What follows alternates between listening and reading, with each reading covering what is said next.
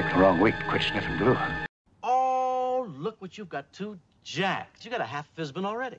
Spark, what are the odds in getting a Royal Fizbin? I've never computed them, Captain. Well, they're astronomical, believe me. Oh, welcome back. It is week two on the Horizon project, and I had an interesting email earlier from the first part wanting to know how I had lit the ball up. And basically that's all it is. It's an LED tower. I've had this thing forever. Got it from Evans Lighting. I just checked his site. Didn't see it still listed, so it may be a product that is, it's a product that's out of camera right now. But it's a product that may not be available anymore, but it may. So give them a call and check it out. But if you can't find it, it's easy enough to replicate. All you would need to do is take a styrene tube and simply wrap a small length of strip LEDs around it, and that's basically suspended or standing up in the center. It's actually suspended down from the ceiling because it goes like this. But once you do that, I wanted to make sure these lights here face down because that's what lights up the planetary sensor. There is no sense having that point up since this is solid outside of the strobe, which is already in there. Something else interesting happened over the weekend, and that is the natural process of drying. I was bemoaning the fact that these LED window or the glue in these windows was cloudy, and it was not giving me a result I was hoping for. And then I, throughout the weekend, I checked the progress and just see what's going on, and I noticed these were getting clearer and clearer. And it's just the fact that this glue is taking 3 days to dry or completely cure. And I think what's happening is I put another coat on top of a coat that wasn't dry yet, rather than letting that dry. And it's taking a while for the glue to cure down to the first layer that I put on. The top layer would cure, and then of course you gotta let that cure before the...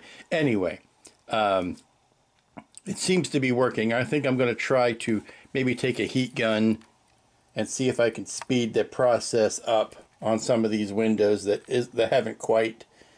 see, there's still a bunch there that haven't quite cured, whereas these ones have. So I'm going to see. I may be courting disaster, but I'm wondering if I just lightly held a heat gun away from that, whether I could help the drying process. But today's mission is to work on the nacelles, and the nacelles, what I want to do lighting wise, I have a unique problem, and that is, well, it's not unique. Well, it's unique only in the fact that nobody else is building this kit. So right now, me and one other guy are building this kit, so it's unique to two of us. I'm sorry, can you tell I've had my coffee this morning? Here's the deal. I want to put a blue light in the back of there, obviously, and shine out, shine a blue light through here for the exhaust of the nacelle.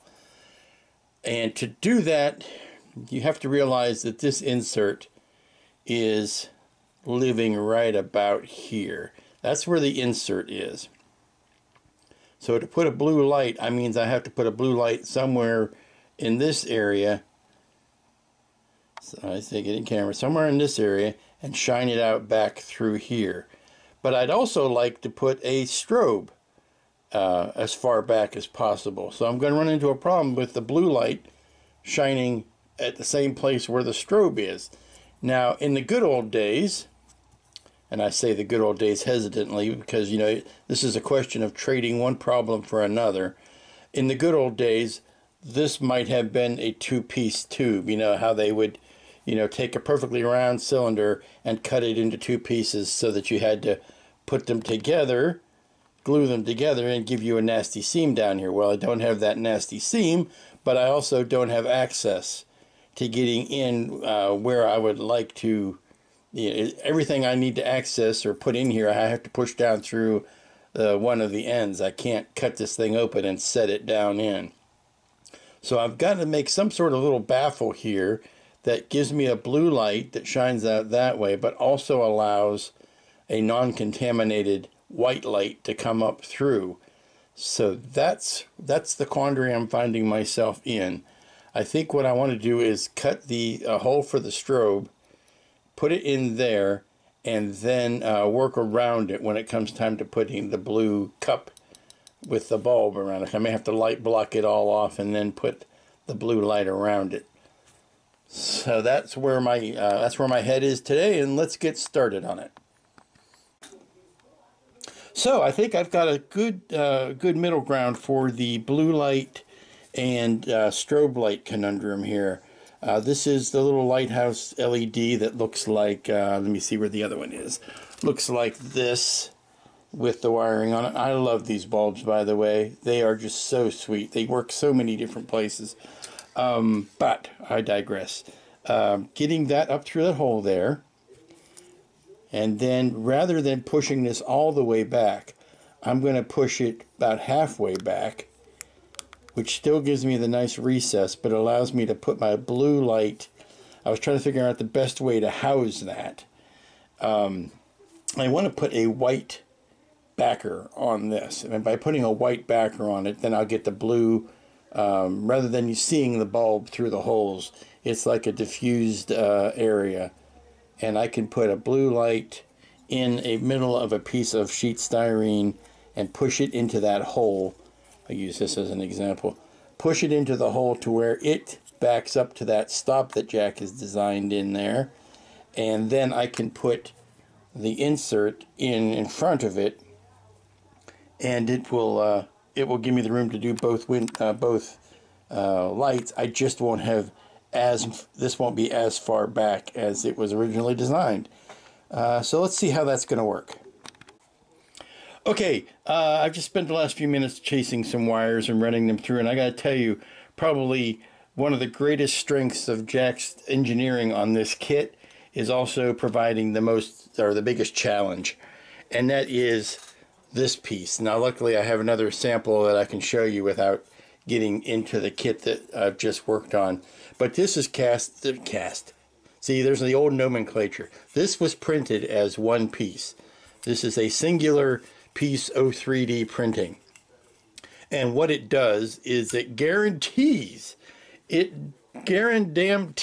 you that your pylons are not going to buckle, because the pylons, the joint for the pylons, and the joining into the neck of the pylons is all integrated into one piece. Those nacelles are never going to droop. But you also have to run wiring through all of that. Now, believe it or not, inside this piece, and I see if I can lay this down in such a way as to hopefully it will make sense. This is a hollow tube, obviously, and these are hollow tubes. Inside of here is also something you can't see because it's in the printing, is a hollow channel. So when you put it all together, there are, and see if I can see, maybe you can see if I run a light into that. It's difficult to tell. But at the top of that pylon, right in there, is the chase that goes down the pylon and comes out. See, it's easier to see here than it is on the nacelle end, but that's basically the story. It's got a channel hollowed out for you already in the printing, but that means your wire has to be stiff enough. Zoom back out. Your wire has to be stiff enough that when you're running it, you can run it down that channel and grab a hold of it with some needle nose pliers or some tweezers or whatever and pull it out to get it to come out. And you will have to run, at least while I did, I ran 2 sets of lights here, one for the strobe, one for the blue light. That goes all the way in here, down and out. And then you have the nacelle lighting, which is also 2 more wires, and that runs down through here and out. So it can get that channel, as big as it looks, can fill up pretty quickly if you use heavy gauge wire. And I opted to go back to using the Cat 6 wire, the Cat 5 wire that I used in my Enterprise build for this, because I was starting to use too much of this really thin stranded red and black, and I was losing myself, even though I could have easily taken little pieces of tape and taped them off and said, okay, make a note that number one is nacelles, number two is something else. That's unnecessarily messy in my brain, and it introduces a whole new level of bookkeeping. So to me, it was easier to run. Okay, this brown set of wires is the strobe. The blue set of wires is the blue light. So now that I know I've got all of my wiring set, this is all the wiring that I'm ever going to have to put down these pylons. And yes, I made them extra long, and I can snip them off later because I don't know exactly where the circuit board is going to live. I think it's going to be down in between the two halves of this, but I'm not quite sure. So until I figure that out, I just want to leave all these long. But I've got plenty of this to spare, and I'm not worried. But now I can, as long as I know where my top is, I can see this being all completely symmetrical and not keyed in any particular way. As long as this is the strobe light is pointing straight up here, I can go ahead and glue all of this together, and then I'm done with all of that. Now, the one last thing I want to do after I show you how these lights are lighting up is I probably want to pack this with fiberfill before I push in these inserts. The inserts won't really need to be glued because they're a really tight fit. So let's get the lights lit and show you how it looks. Okay, here are the two. Now they won't be lit all the time. They're strobes. They will go to the strobe circuit and they will blink when they are supposed to. And there obviously are the blue lights. So I'm going to pack those areas with fiberfill and then push the grates into them. And we will be done with this portion of the lighting. Back, kids, it's an overcast and dreary looking Tuesday out there, and we are going to get back on the horizon. On the horizon, there's always hope. Got a lot done yesterday. Got quite a bit done yesterday. I don't want to say I got too much done yesterday because there's no such thing, but I got quite a bit done, and today I hope to continue that pace. Everything I want to do today pretty much involves this. I've got the side beacons, nav beacons glued in. I've got the wiring and all that. I've got to come up with some good idea for the back here. Now, obviously, well, not obviously, because you don't know. I say obviously because I know. A top light goes up here above the shuttle bay, and that's going to be a strobe. I'm going to hook that into the other strobing lights. This is the back plate. Now, at one point, and this was in my jesting phase, when I was talking this over with Jack, I had originally, let's see if I can find a good example here. Yeah, I had originally, come on, I had originally toyed with the idea of making all of these 3mm LEDs, just shining lights out of all of them. And that would be tremendously bright to take a tremendous amount of voltage, but it would look like that. And no, I'm not going to do that. That, like I said, that would be just a massive wiring here, and it would probably, since I still have, hopes of maybe running this on a battery, it would really drain the battery really quick. Might work if I was to power everything through a bulb or through a wall wart. But, he made those just the exact size of a LED. So I was thinking of that. And then I got to thinking that's a lot of soldering, and maybe that's not what I want to do. So I've backed away from that idea. But I have to come up with something to light that up. And I've got blue lights coming out of here. I've got blinkers. This looks to be some sort of primitive impulse deck. So, it would make sense if these were red. But beyond that, I really don't know exactly what I'm going to do. I think a nice light behind it with like I've done before on the warp engines. Now, see, now I got to go pull all these out. Where you put a card in the back and you color it. You put one light behind that and that card diffuses it. Sort of like that. Well, not that without the light shining in its face. Something like that where you put a white card in it. But that's what I'm thinking. And then I'm also going to start working on the base which I think I've got a neat idea for, but I have to run out to Michael's and pick it up.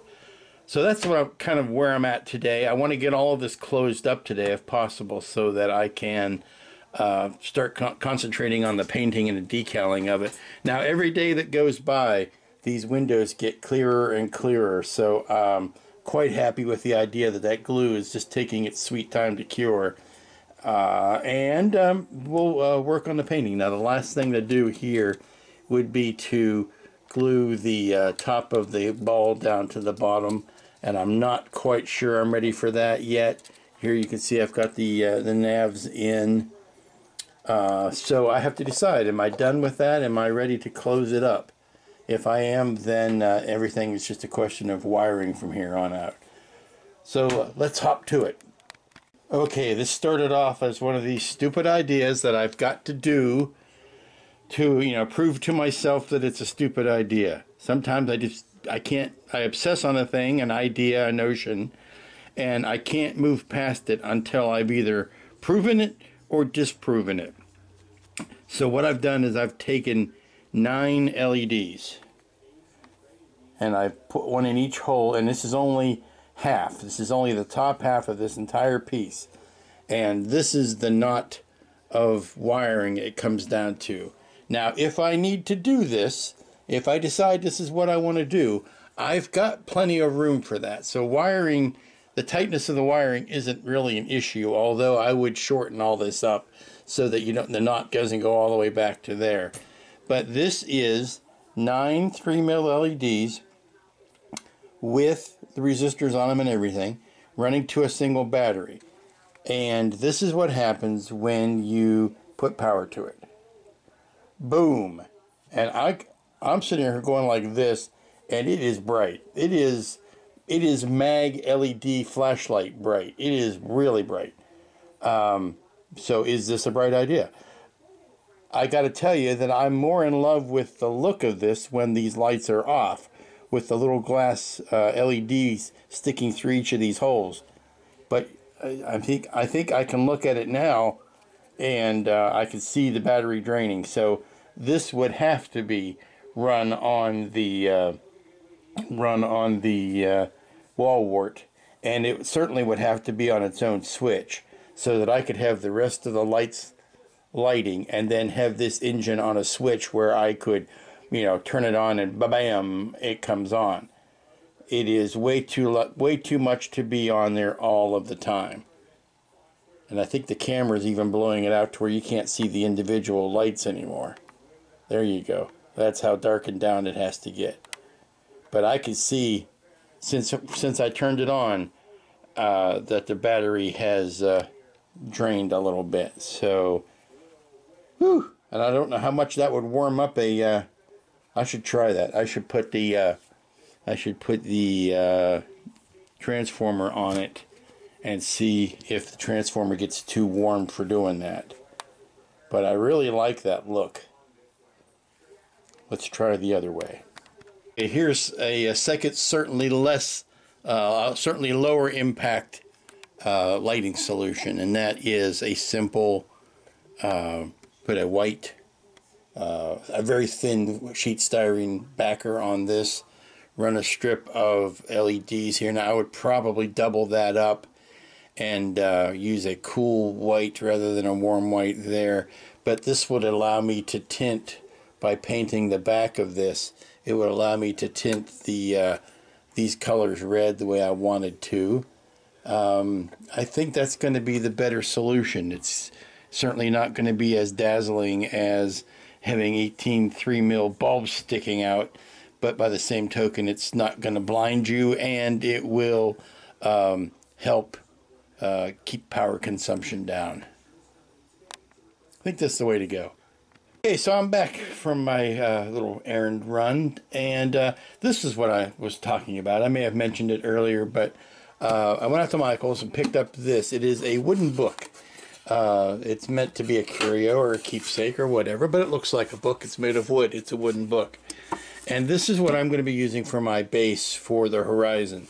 I'm going to make it look like the book, the Chicago Mob Chicago mobs of the 20s. It didn't even say, 1920s. It just said Chicago mob of the 20s. And I'm going to mount it something like this over that book. So I need to make this look less like wood and more like a bound parchmenty looking book. And that brings up probably the seminal conversation I had this weekend with Jack about the Horizon. And I like it. It finally stumbled on it. I don't know if it's out there in the parlance or not, but I finally stumbled on the correct analogy when dealing with 3D printed objects, and that is wood grain. Now, if I were to paint this and stain it, it would look like wood. Paint it or stain it. If you put enough coats of something on it, it ceases looking like wood and looks like, a book.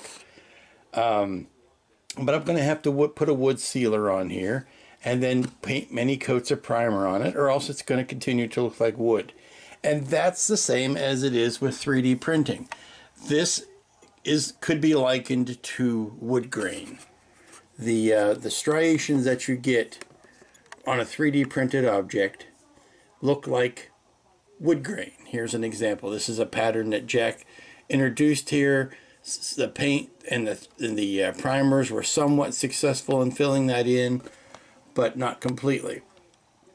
And this is something I may yet deal with, but don't pay no attention to that for right now. The analogy is that the striations of 3D printing are very much like the grain in a piece of wood. You can either celebrate it or try to obliterate it, or make something that looks like wood. So I'm going to be treating this with, of course, giving it a good sanding, giving it a wood sealer, and then starting in automotive primers and try to paint this, because ultimately it's going to be a white book with the look of faux pages and all that. Drill a hole through it, and I will open it from the bottom till I, turn the switches on and stuff like that. Or I may try to hide the switches here in the pages. But that was the analogy that I hit on this weekend that started making sense to me. This wood grain is like 3D grain. And that's your insight for today. Welcome back. It's Wednesday, and no, your eyes aren't deceiving you. I did not get the ship put together yesterday because I got sidetracked into working on the book. Okay, so you can see by this screen cap that I was able to find that it is a white parchmenty looking book, a little bit beat up, but it's got this gold inlay, gold leaf, Chicago mobs of the 20s, and it's got that little doohickey there. And this is what I found the exact font, because like I said, it's not, this is cloister black. There weren't too many fonts that, not that accessible in the 60s for TV production. So there you go. It's you can kind of dismiss anything that was created after 1970. But there you go. I've got this. I'm going to try to cut it out of gold leaf in vinyl, see how it works. There's the little recreation of the doohickey. I've made it a little bit bigger. I kind of had to make this fit the dimensions of the box I have and not necessarily the actual prop. I'm including something for the spine, and Harmon, which was the name of the gentleman who was the screenwriter of the episode and has story credit. So I figured I'd give him the author's name on the book. So I'm going to try cutting that out of vinyl and sticking it down to the book after I finish getting it painted. And here I am back on the table, and you can see the actual book. Now I'm going to go ahead and paint the edges of the pages with like a gold leaf or a maybe a red, like some Holy Scriptures were normally done with a gold leaf around the edging of the pages. Don't need to see into this, but I do want to give that some added life and add a little bit of added color, and the red in here will play off of the red striping that's going to go on the decals on the ship. So now that I've gotten all of this kind of together, what I need to do is bury my hole right through there and put a block in behind it, solid block of wood in behind that. so that when I close it down, this post is actually sitting into a solid block. And yeah, I'm still kind of thinking through things, but that's what I want to do. And then I need to run the power out through this into the transformer that it's going to go into. Don't think I can run this whole thing on a battery, although I may try that first, since I axed the idea of the 18 LEDs in the back. This might actually run on a battery, and maybe I should owe it to myself to try that before I commit it to, because I've got plenty of room for a battery, and I got room for batteries and swapping out batteries. So before I cut a hole in this for an adapter, I may try to see whether running it on a battery would be practical at all. And then it's time to finally get back into this. Now, if you're following the progress of the Windows saga, you will see that every day that goes by, these windows get darker and more defined and clearer, and that is because it's just taking that long for the glue to dry, or for the canopy, window canopy glue. So that's actually working in my favor. I need to decide when it comes to the painting, but I think I want to get this all closed up so that it's, you know, a lot easier to work with and a lot less fragile, and I don't have wires sticking out of it. When it comes to the painting, do I want to put the striping on the ball? Now, there is a rather predominant, in the data list itself, there is a predominant striping here, black stripes, that I don't have to have in the Horizon if I don't want to. But that's an issue to come up in the finishing. Let's clear the decks of this book stuff and get the final wiring put together. Righty then, I've got the ball glued together top and bottom so that I can sit it on top of this roll of transfer tape and use it as a way to start neatening up some of this wires. Now some of these wires. Use your words, Lou. I've isolated the 3 strobes. There's a strobe here, a strobe there, and a strobe on the top. So I've isolated those 3 strobe wires, and I'm going to narrow them down, or combine them, narrow them down to 1 input. I also have a strobe on the back here. So what I want to do is kind of sit this next to it so that I can join these wires at the same time. And then all I need to do is kind of upend it on here when I'm done and push the wiring all in. But I need to isolate. I have isolated these wires. I just need to cut them down to size and condense them into 1 set of inputs. Okay, I gotta tell you, it's been a hell of a day. I'm back. I'm back to the welcome to Joseph and this Technicolor spaghetti here. Trying to get all of this wiring shoved back in. Yes, I've had to replace a couple of bulbs. You know, you can't always keep everything straight in your mind, and which bulbs have resistors on them and which ones don't, and which ones can take straight 9-volt current and which ones can't. That's, you know, I had to replace both of these blue lights because I had them hooked up to full power without a resistor on them. Yeah, and I had to get into this nacelle circuit because a wire had come loose. So yeah, it happens to everybody. But now I think I'm ready to push these guts back in. Looks a bit like Ash at the end of Alien. But we're going to shove it all back together and see if I can get this thing on a stick. Okay, it's taken quite a while to get to this point, but you want to stare down the barrel and see all that wiring going on. We got to even up some stuff and then glue it into place, but we finally have the secondary hull. We've got the hull on a stick. We've got it coming out through there. You can see where I still need to put the cap back on there. We've got the lights on. We've got the marker lights marking. We've got the strobing.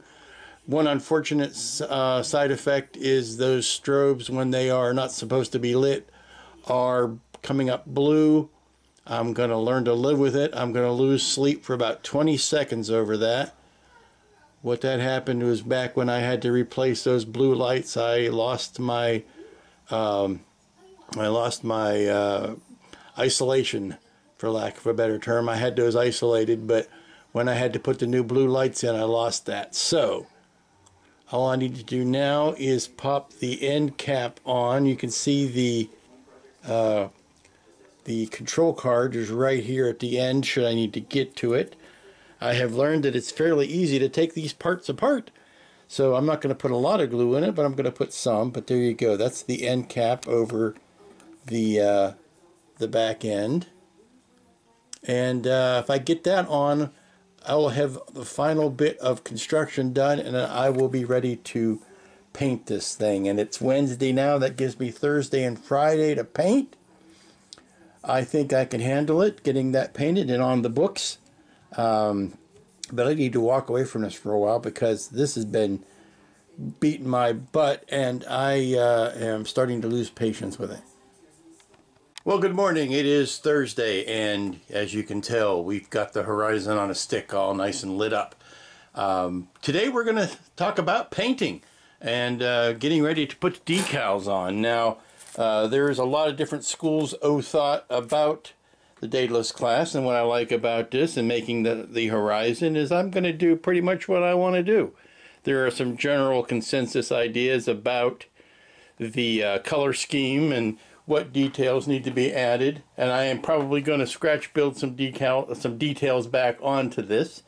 No surprise there. That's what I do.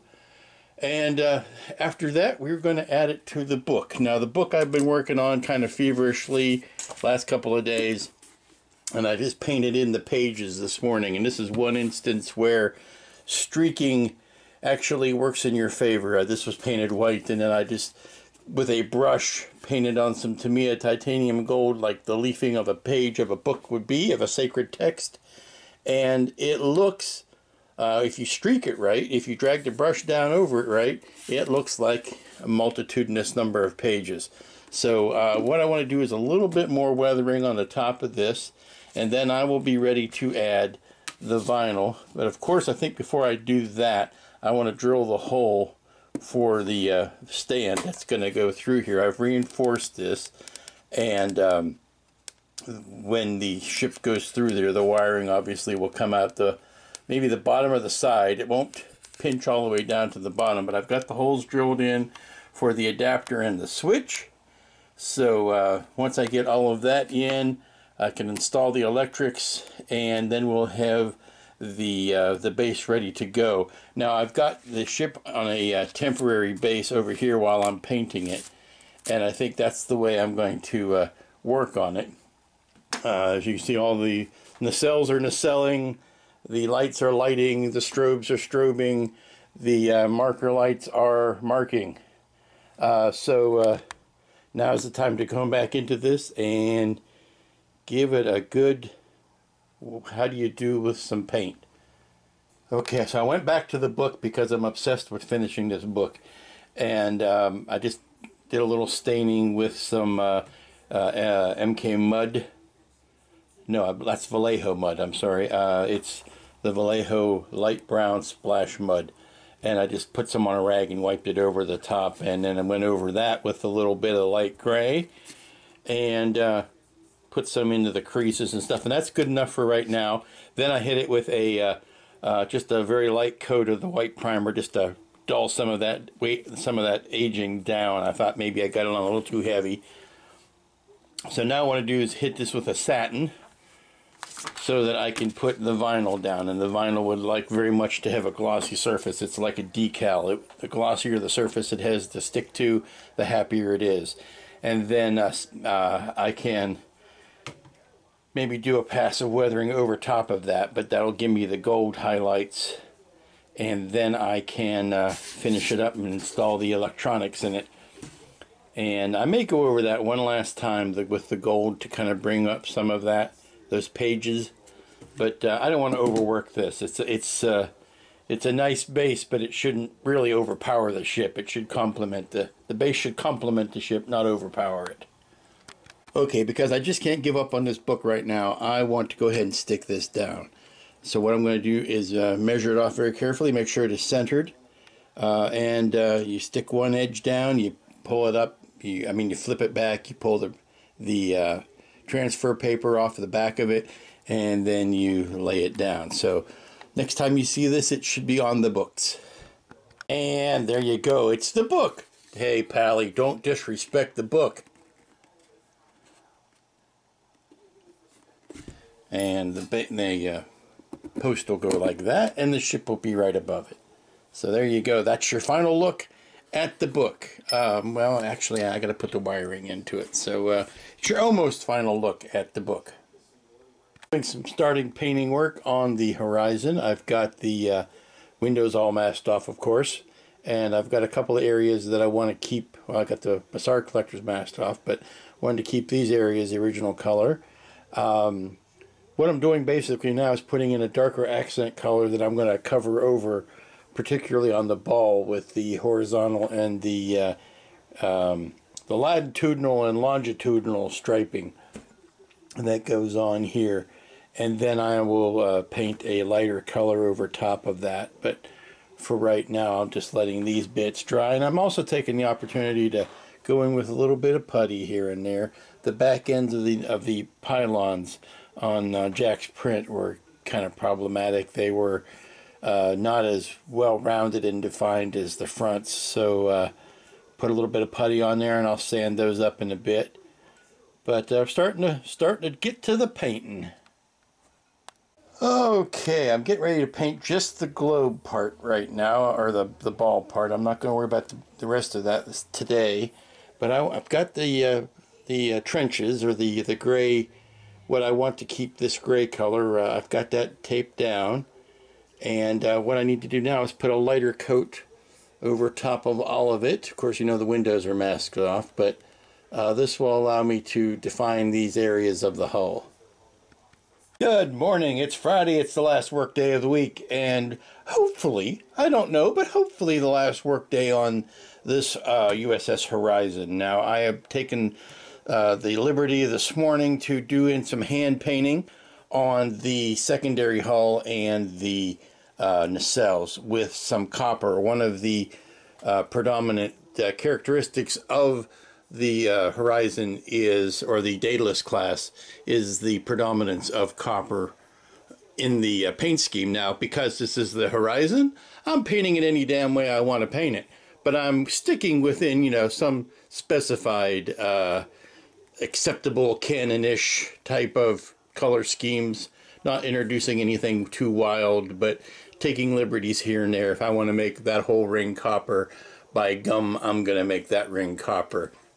And then what I'm doing now is I'm painting, you know, like fresh, full, flat color that when I do some weathering over top of it will get toned down, but you got to have it in there first before you can weather over top of it.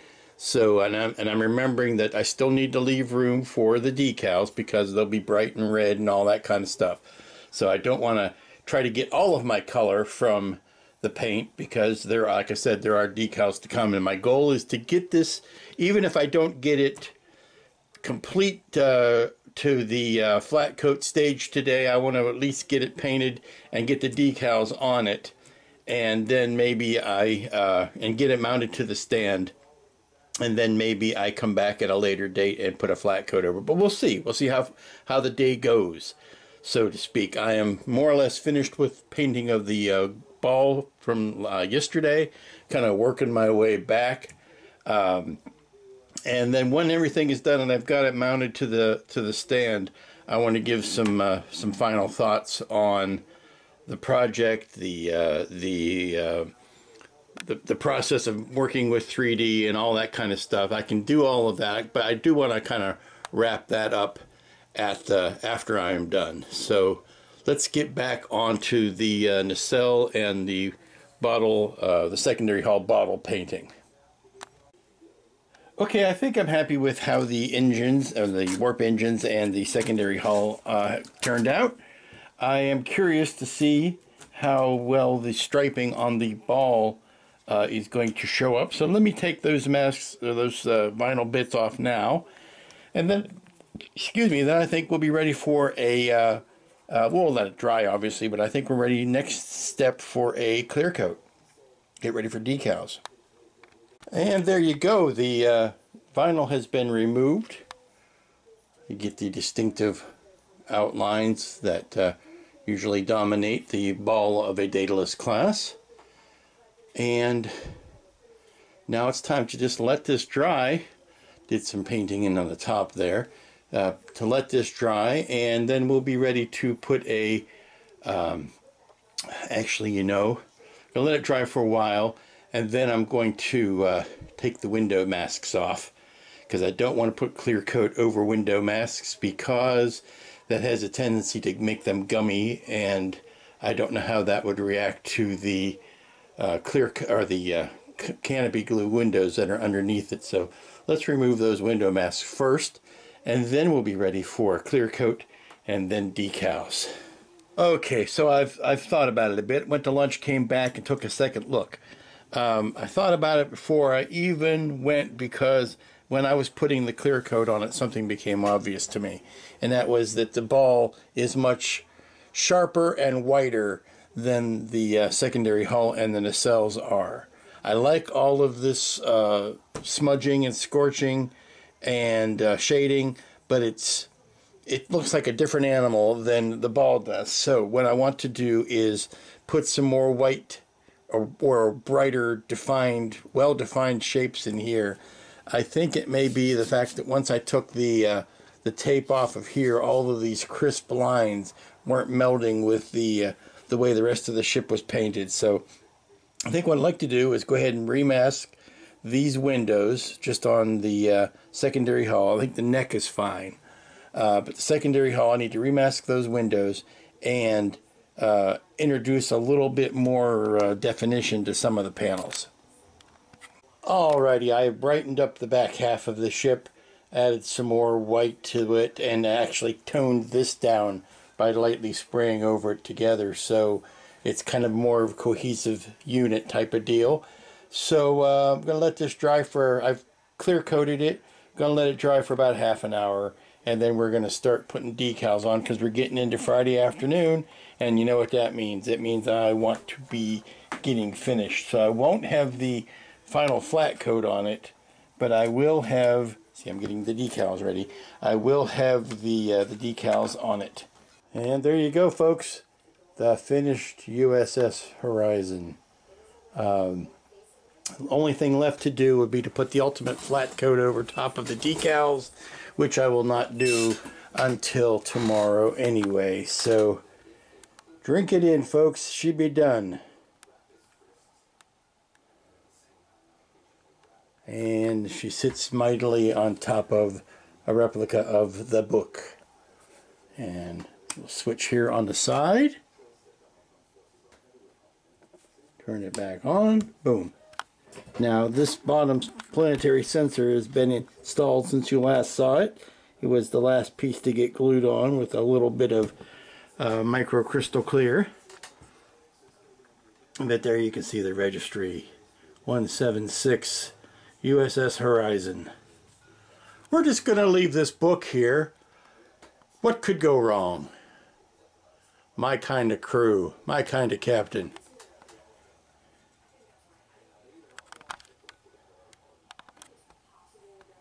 And let me swing her around out. I've got felt on the bottom of it, and the felt on the bottom of it is not sliding against this towel easily at all, so I got to pick it up. But there you go. There's the other angle on it. And you can see all of the strobes.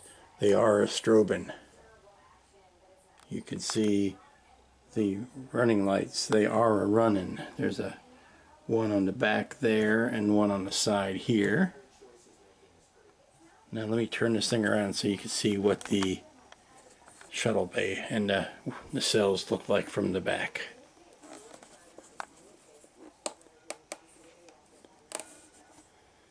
Turn this around. There's limited mobility on the stand. I don't want to bang the wires up. But there you go. Yes, I'm ultimately glad I didn't try to put a metric ton of LEDs sticking out of the back. But there you go. Beyond the blue horizon.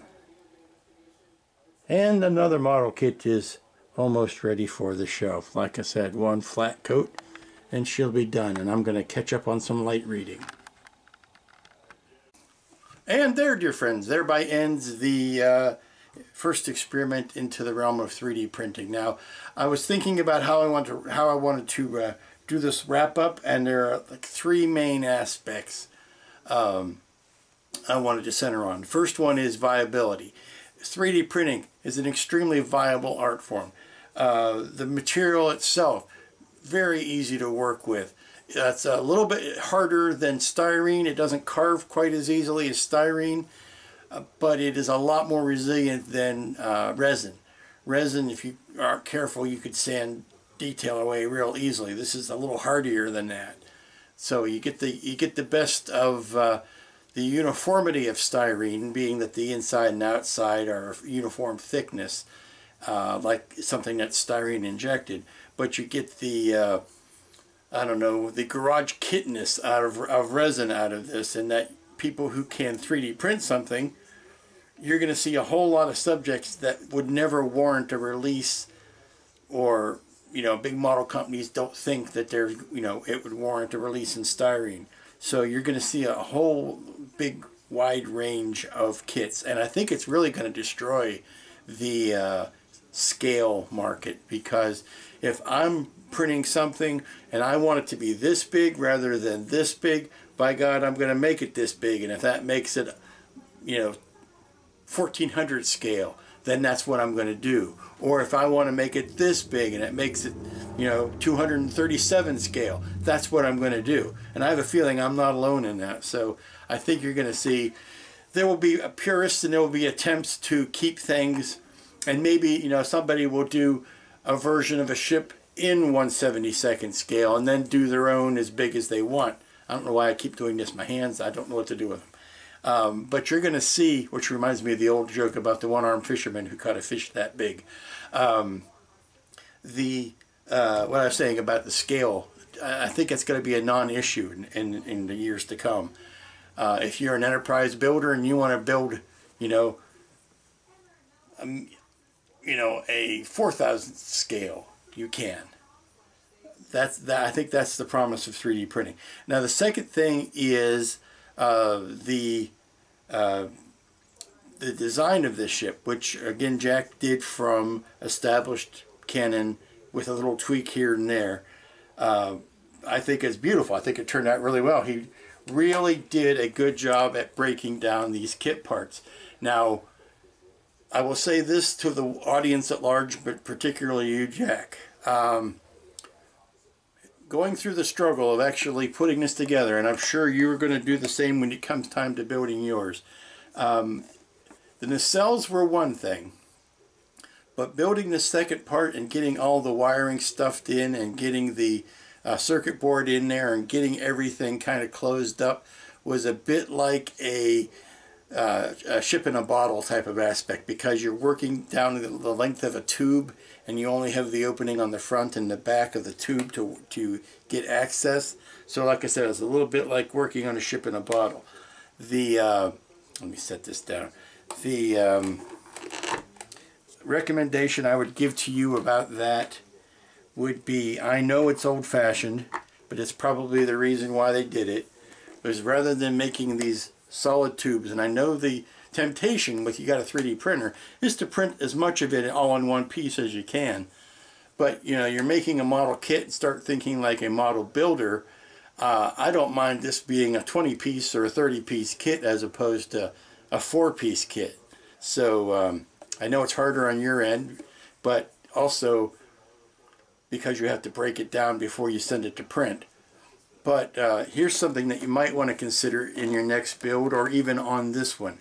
It would have been so much easier to light everything if, I'm going to see if I can do this and hold it up, if this piece right here, this long piece in the secondary hull, if that could have been a separate piece and removable, so that you could build all of the front, the back, and the sides of the secondary hull and have this convertible top that you could work all of your electronics, work on all your wiring and do all of that while it was all in one piece, and then pop that lid back down on top of it to close it up.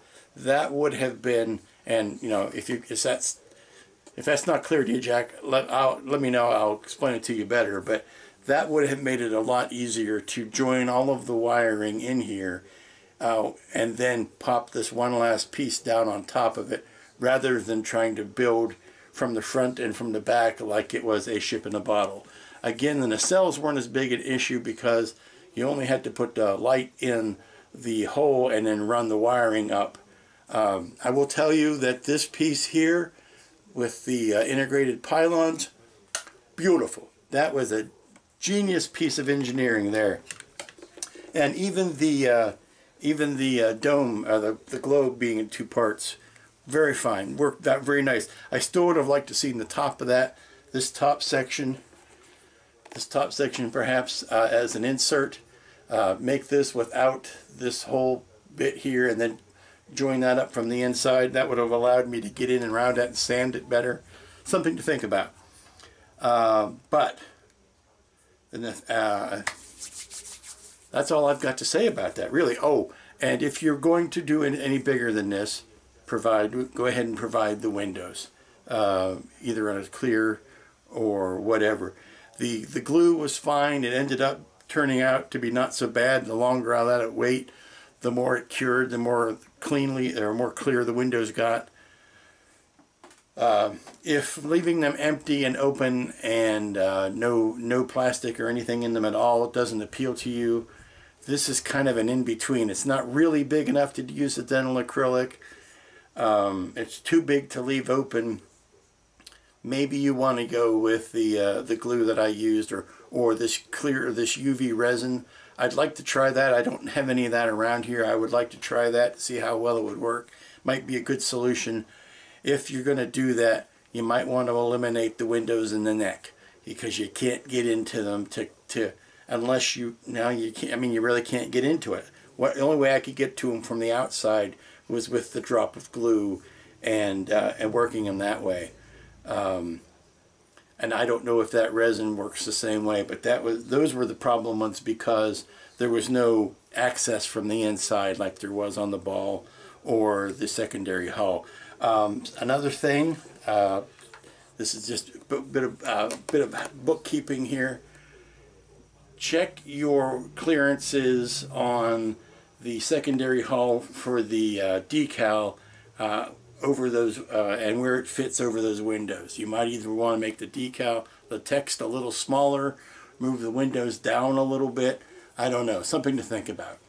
The rest of your decals fit nice.